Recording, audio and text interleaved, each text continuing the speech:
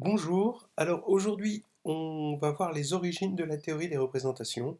Je pense que ça peut intéresser un certain nombre d'entre vous. D'une part, les gens qui ne connaissent pas la théorie des représentations, parce que je vais partir de quelque chose de complètement élémentaire et que tout le monde connaît, bon, le déterminant d'une matrice. Et ceux qui connaissent bien la théorie des représentations ou qui la connaissent un peu, qui vont voir comment elle était quand elle était bébé, et qui vont peut-être comprendre un peu la terminologie, les différents aspects, et comment ceux-ci sont nés, sont arrivés, ont atteint la conscience de l'humanité à travers des gens comme Dedekind et Frobenius, Schur, etc. Alors je vais commencer par dire que Keith Conrad a écrit un très joli article là-dessus qui m'a inspiré. Plus généralement, euh, toute sa page est très inspirante, hein. Allez sur la page de Keith Conrad. Voilà, alors c'est quelqu'un qui manifestement aime beaucoup les belles maths. Il y a quelques années, déjà de cela, il a fait cette page magnifique avec des tas d'histoires qu'il raconte et qui m'ont bien sûr beaucoup inspiré. Euh, je ne sais même pas par quoi commencer si je devais vous en parler, mais bon. Alors par exemple, le théorème d'Hurwitz, regardez, vous pouvez regarder celui-ci sur les sommes de carrés. Et celui-ci surtout par la théorie des représentations. Si vous connaissez la théorie des représentations, il est magnifique. Il y en a plein, vous pouvez les essayer. C'est comme une boîte de chocolat. Mais on revient à la théorie des représentations et aux origines. D'abord, je vais commencer par parler de déterminants de matrice circulante, quelque chose que bon, la plupart des gens connaissent bien. Si vous voulez factoriser cette matrice circulante, là, de 2, vous voyez, et donc x0 et x1 sont des indéterminés. Voilà. Hein. Donc maintenant, on veut factoriser ce déterminant. Ben, c'est facile. Ça se fait de tête. C'est x0 plus x1, facteur de x0, moins x1. Voilà. C'est une identité remarquable. Tout va bien. Donc ça, je vais dire que c'est la solution numéro 1. Solution numéro 2, ce serait de le faire avec une matrice de passage. Et on voit que cette matrice-là, est semblable à cette matrice, donc elles ont même déterminant. Bon, alors voilà la matrice de passage, hein, et puis on prend le déterminant. Voilà. Voilà une autre solution que vous auriez sûrement deviné, c'est d'effectuer le changement de colonne, ici, on change C1, celle-ci, en C1 plus C2, et on obtient cette matrice. Ce qui veut dire qu'en tant que polynôme, x0 plus x1 divise notre déterminant qu'on a appelé θ2. Voilà. Maintenant, de la même manière, on voit que x0 moins x1 divise aussi θ2. Et donc, maintenant, comme ces deux polynômes sont premiers entre eux, parce qu'ils sont de degré 1, ils ne sont pas proportionnels, eh bien, bah, voilà quoi, ils sont premiers entre eux, donc le produit des deux divise. Et maintenant, par une considération de degré, bah, on va avoir égalité. Alors, pas que une considération de degré, aussi considération de coefficient en x0 carré, mais bon, globalement, on va avoir égalité. Alors, cette dernière solution paraît être la plus difficile, pourtant, quand on va généraliser, ça va être celle-ci que l'on va prendre. Regardez, vous voulez factoriser le polynôme ici, vous n'allez pas avoir d'identité remarquable qui va vous aider pour factoriser θ3. Mais par contre, vous allez prendre cette solution, vous allez prendre oméga, bon, bah bon en fait c'est J, hein, oméga qui va vérifier oméga cube égale 1. Dès que oméga est une racine cubique de l'unité, là pour l'instant je ne la prends pas forcément primitive, je, je peux effectuer ce changement de colonne. Et donc je vais avoir, quand je vais faire le changement de colonne, ici, je vais avoir là x0 plus oméga x1 plus oméga 2 x2. Alors, là, j'aurais eu x1 plus oméga x2 plus oméga 2 x0. Et là, et ici, pourquoi j'ai choisi oméga cube égale 1? Ben pour que, ici, j'ai trois coefficients qui sont proportionnels. Donc quand je multiplie par oméga 2, celui-ci, ben, j'ai celui-là. Et quand je multiplie celui-ci par oméga, j'ai celui-là. Donc je peux, en gros, mettre en facteur x0 plus oméga x1 plus oméga 2 x2 pour les trois racines cubiques de l'unité. Et de la même manière, euh, bah, chacun donc, divise θ3. Donc, comme ils sont premiers entre eux et qu'on est dans un anneau factoriel, l'anneau des polynômes à trois indéterminés, eh bien, le produit divise θ3.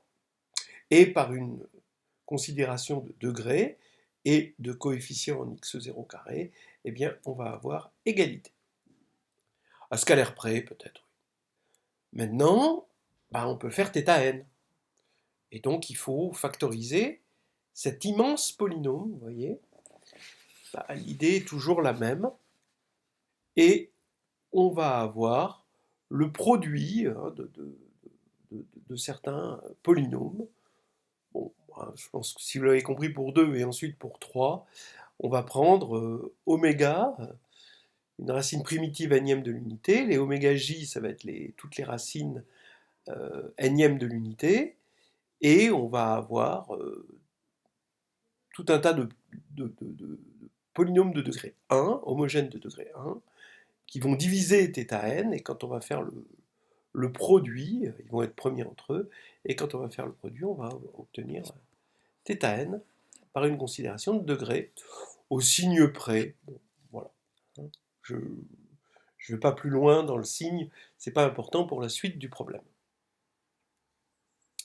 Maintenant, on va parler d'extension du domaine de la symétrie, c'est-à-dire qu'on a une magnifique symétrie dans finalement les racines de l'unité, hein, ce cercle, et le n-gone régulier inscrit dans le cercle. Là, on va étendre le domaine de cette symétrie, parce que c'est cette symétrie qui nous a permis d'avoir une jolie factorisation. Et on va étendre ce domaine de la symétrie avec les groupes. Hein. On prend juste un groupe, alors bien sûr un groupe fini. Hein. Donc bien sûr, hein, je vous rappelle qu'un groupe, c'est la donnée d'un ensemble G avec un élément neutre, une multiplication, hein, et une inversion. Alors, si je vous dis mathématiques et sport 1998, quel groupe ça vous fait penser? Eh bien, évidemment, Z sur 4Z, et 1, et 2, et 3, 0. Bon, je veux parler d'un temps que les gens de 20 ans ne peuvent pas connaître. Mais bon, à cette époque, la France était championne du monde. Eux aussi en mathématiques. Alors, on a ici un groupe, c'est le groupe Z sur 4Z, et voici la table du groupe. Et vous remarquerez ici que quand on a calculé la matrice, le déterminant de la matrice circulante, on a calculé le déterminant de la table du groupe, où on a remplacé les éléments du groupe par l'indéterminé correspondant. L'idée, c'est de remplacer la table du groupe par une matrice carrée, et chaque G dans G, on le remplace par une indéterminée qu'on va appeler XG. Et donc, on va obtenir une matrice qu'on va appeler T indice G, c'est X GH, puisque voilà, donc on a la ligne G et la colonne H, et ça va nous faire fixe GH. Et on veut calculer le déterminant θ, qu'on va appeler θ de G. Voilà. Donc ce qu'on vient de démontrer, c'est que quand on prend z sur nz, pour G, bah, θ de z sur nz se factorise comme ceci. Voilà. Maintenant, le problème que pose Dedekind, c'est peut-on factoriser ce déterminant pour tout G? Quelle en est la première motivation de Dedekind?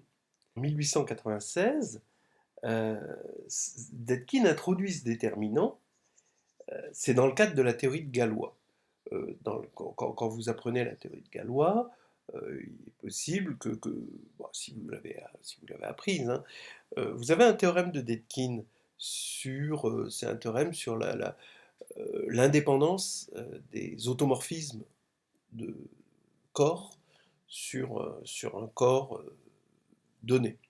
Et regardez sur un exemple, hein, la théorie de Galois consiste à dire, bon, on cherche des racines d'une équation, donc voici une parabole, je prends l'équation de degré 2, et vous voyez les racines de l'équation de degré 2, c'est alpha et bêta, et ces alpha et bêta,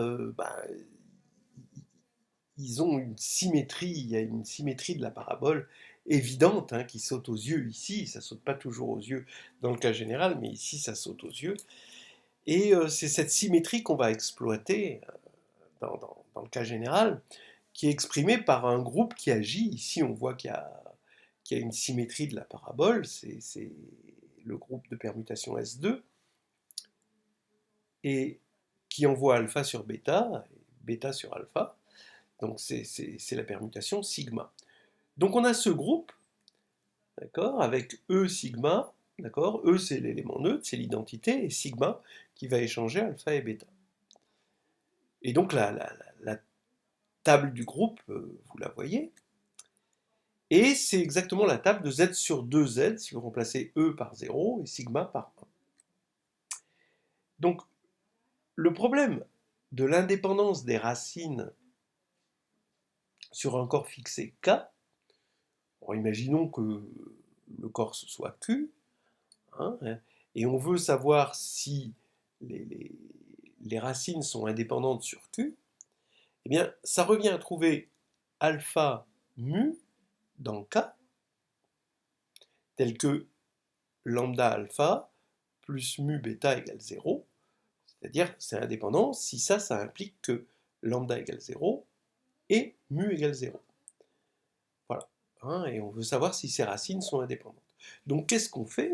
On utilise les automorphismes du corps sur Q qui contient les racines alpha, bêta, et s'il y a E et sigma, on passe cette équation par E, c'est trivial, et on passe par sigma, comme ce sont des automorphismes de corps sur K, qui laissent fixe K, eh bien ça fait lambda sigma de alpha plus mu sigma de bêta égale 0.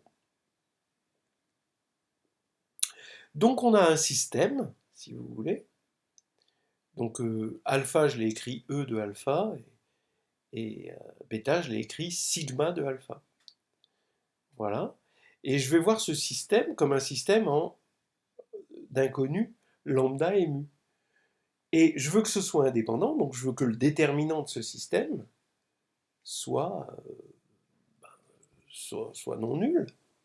Et le déterminant de ce système, vous voyez, je peux le voir comme, en général, quand G, c'est ce qu'on appelle le groupe de Galois, eh bien, comme le déterminant de GH alpha.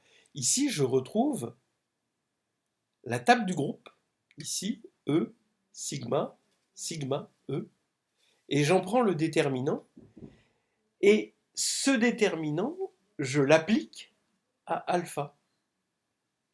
Vous voyez les motivations de Dedekind pour chercher le déterminant de la table du groupe.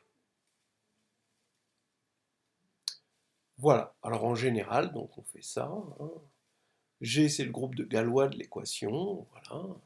Si vous ne savez pas ce que c'est, bon, bah, c'est pas grave, mais bon, vous voyez que les motivations sont dans la résolution des équations, la compréhension de l'indépendance des racines, et le lien entre l'indépendance des racines et ce fameux groupe d'automorphisme du corps qui contient ces racines, qu'on appelle le groupe de Galois. Bien.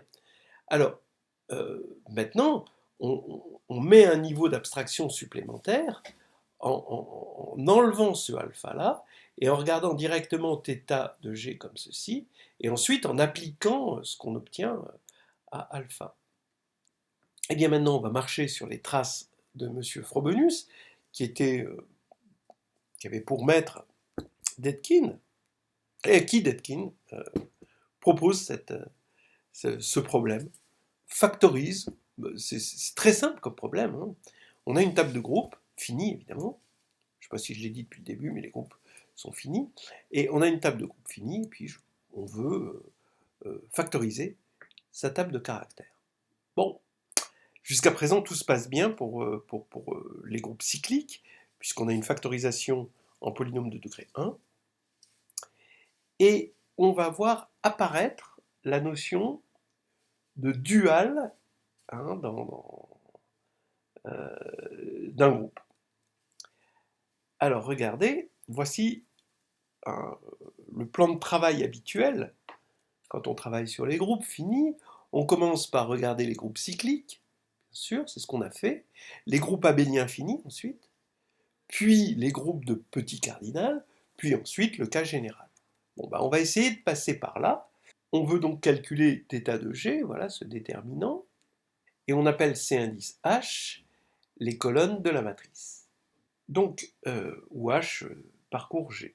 Alors les colonnes de la matrice, voilà, on effectue comme tout à l'heure le changement de colonne. Donc la première colonne, c'est la colonne qui correspond à l'élément neutre, de tradition, hein, et on la remplace par somme de H, petit h dans H, de alpha H, CH. Alors pour l'instant, alpha H, c'est des éléments du corps qui sont encore à déterminer. Et on prend alpha E égale 1. Donc c'est exactement comme on a fait tout à l'heure. Et si on regarde la colonne E, donc la première colonne, et la ligne correspondant à G, bon, on vérifie qu'on va obtenir, en faisant ce changement de colonne, cette transformation, on va obtenir ce polynôme-là. Donc c'est ce qu'on a fait ici, hein, exactement, que je généralise, avec ici des alphas, indices, voilà, alpha indice. Donc alpha 0, ici ça fait 1, alpha 1 c'est oméga, alpha 2 c'est oméga 2, puis on fait ça. Alors on veut que tous ces polynômes soient proportionnels. Bon, alors qu'est-ce qu'on veut? On veut que ces polynômes ici, qui est une constante de proportionnalité lambda g, et que lambda g fois qg soit égal à QE, exactement comme ce qu'on avait tout à l'heure, qui nous permettait de mettre en facteur sur toute une colonne un polynôme. Et donc de dire, on en a déjà un qui divise. Alors on regarde le terme en x indice g du membre de gauche, c'est alpha g, et le terme en x g du membre de droite, ça va être forcément lambda g fois ici alpha e, ici, hein, parce qu'on prend h égale e. Mais alpha e ça fait 1, on demande que alpha e ça fasse 1, donc ce qui veut dire que lambda g est égal à alpha g. On a déjà lambda g, ce qui va faire que on va écrire maintenant, on va remplacer lambda g par alpha g dans l'équation du dessus, et on a alpha g fois qg ici, qui va s'écrire égal à QE, d'accord. Et on peut écrire les choses de deux manières,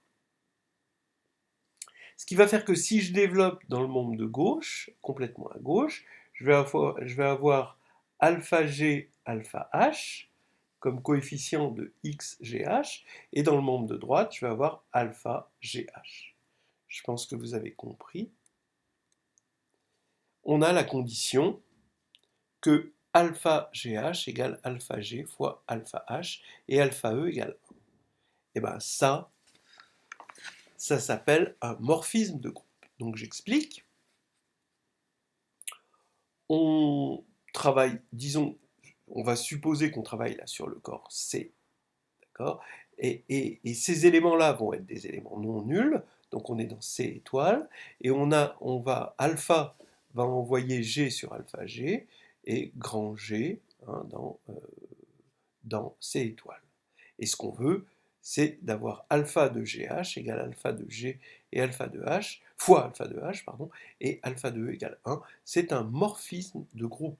On a retrouvé de façon naturelle la notion de morphisme de groupe, du groupe G vers le groupe multiplicatif C étoile, mais à travers un problème qui est le problème de factorisation d'un déterminant, le problème de Dedekind.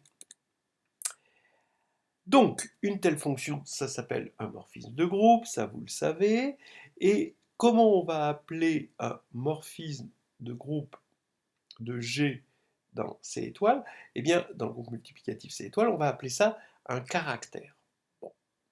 Alors pour l'instant, bon, c'est pas encore la boîte de Pandore qu'on va découvrir. Mais en tout cas, on va noter G chapeau, l'ensemble des caractères de G. Et qu'est-ce qu'on obtient si on comprend tout ce qu'on a fait jusqu'à présent? Eh bien, si alpha est dans G chapeau, alors le polynôme qu'on a réussi à factoriser ici, de la colonne, puisque alpha étant dans G chapeau, on a tous les éléments qui sont proportionnels, eh bien ce polynôme divise θ de G. Voilà. Et donc, comme on a plein de polynômes, hein, chaque fois qu'on a un élément de G chapeau, hein, on va avoir que des polynômes homogènes de degré 1 qui sont non proportionnels forcément et qui vont diviser θ de G, ben on va avoir le produit de ces polynômes parce qu'ils vont être premiers entre eux et ça va diviser θ de G. Donc ça c'est déjà quand même une avancée magnifique, mais cette avancée, Dedekind l'avait faite. Hein. On revient sur les groupes cycliques, fort de ce résultat.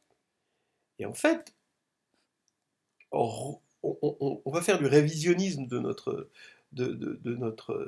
preuve, et on va dire, tiens, comment on aurait pu la faire autrement, cette preuve? Ben, on part des morphismes de Z sur NZ plus vers C étoile multipliée, puisque voilà, c'est ça. Hein.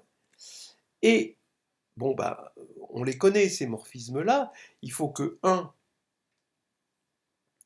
soit envoyé, forcément, bon, supposons qu'il soit envoyé sur oméga, hein, par un morphisme, donc on veut comprendre ce morphisme.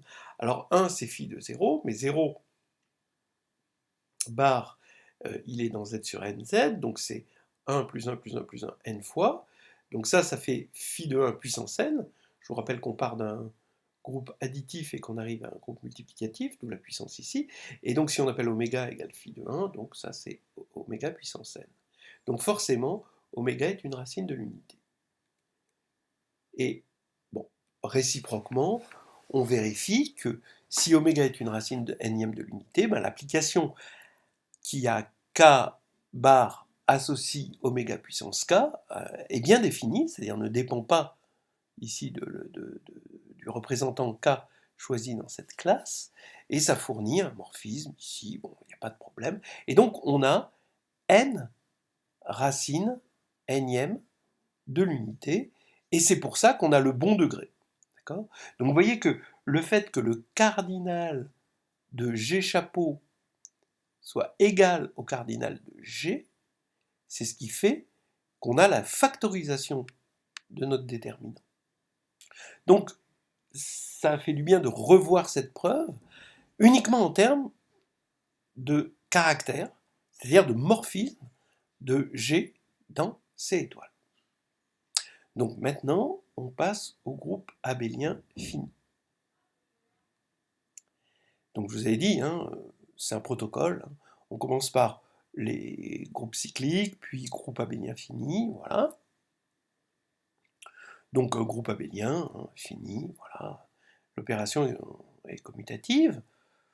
Un groupe cyclique, c'est un groupe abélien fini. Et bon, voilà, hein, quand on a deux groupes, on sait qu'on peut construire le produit cartésien, hein, sur le produit cartésien, une structure de groupe qu'on appelle le produit direct de ces deux groupes. Hein, donc c'est tout bête, hein, on utilise l'opération terme à terme.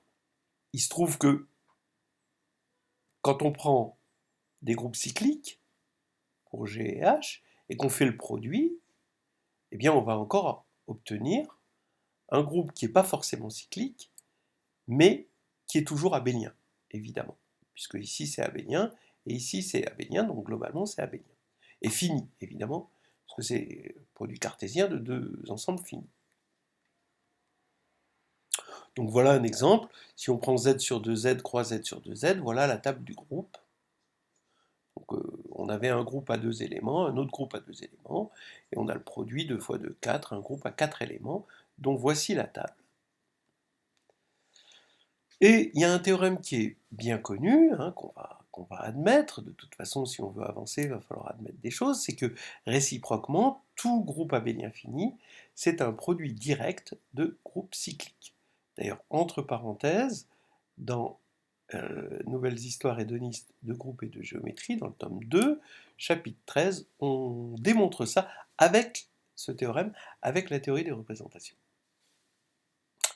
Alors, maintenant, qu'en est-il des caractères? C'est-à-dire, quand on regarde le produit direct de groupes, que peut-on dire des caractères de ce produit direct? Eh bien, il se trouve que dès qu'on a un caractère, donc un morphisme ici de G croix H dans C étoile, eh bien, le caractère, il peut s'écrire, si on regarde donc en tant que fonction de G, bah, ça va être un caractère de G, où G, il s'injecte, en fait, oui, il s'injecte dans G croix H en mettant l'identité de H, ici, comme deuxième coordonnée. Et ici, on va avoir le caractère de G, et ici, caractère de H. Donc en fait, tous les caractères de G croix H vont s'écrire de cette forme, sous cette forme-là, d'accord? GH donne qui de G fois psi de H, ce qu'on appelle le caractère qui tenseur psi, hein. Et donc ce qui va faire que bah, le dual ici, donc l'ensemble des caractères de G croix H, c'est en cardinal égal au produit des cardinaux du dual de G et du dual de H. Alors ce que j'appelle dual, c'est l'ensemble des caractères. Et donc, si on doit regarder ceci, ce lemme-là et ce théorème, bah, on en déduit, bon, plus le fait que c'est vrai pour les groupes cycliques, eh bien on en déduit que le cardinal de G chapeau est égal au cardinal de G. Pour la petite histoire, vous vous rappelez de la réforme de l'orthographe à l'époque de M. Toubon, en 90, c'est qu'on peut enlever l'accent circonflexe. On a le droit de l'enlever. Merci Toubon. Et vous voyez que c'est exactement ce que dit le théorème. On pourrait presque l'appeler le théorème de Toubon. Corollaire. Soit G un groupe abélien fini, alors ben, θ de G se décompose. D'accord ? Pourquoi il se décompose comme ceci quand G est un groupe abélien fini? Ben parce que on a vu tout à l'heure que tous ces polynômes, quand alpha va décrire l'ensemble des caractères de G, le dual de G, donc tout ça, ça divise θ de G. Ils ne sont pas proportionnels, forcément, et donc ils sont premiers entre eux, parce qu'ils sont homogènes de degré 1, et donc le produit divise. Et maintenant, comme il y en a le bon nombre, parce que le cardinal de G chapeau est égal au cardinal de G, donc au degré de ce polynôme, il va y avoir égalité, bon, au signe près. Donc déjà, on a résolu le problème pour un groupe abélien fini, et entre nous, Dedekind avait résolu le problème dans ce cas-là. Alors, on va terminer sur cette victoire impériale. Autant terminer sur une bonne note, et je vous donne rendez-vous pour une prochaine vidéo. Je peux vous faire une petite bande-annonce, hein. Et oui, parce qu'on marche sur les traces de Mr. Frobenius, et que le plan de travail, eh ben, c'est groupe cyclique, ça c'est fait, groupe abélien fini, c'est fait, et maintenant il faut commencer les groupes de petits cardinaux, non abéliens, toujours finis évidemment, mais non abéliens, pour arriver au cas général, et ça, ce sera la deuxième partie. Voilà, merci de votre attention, et à très bientôt.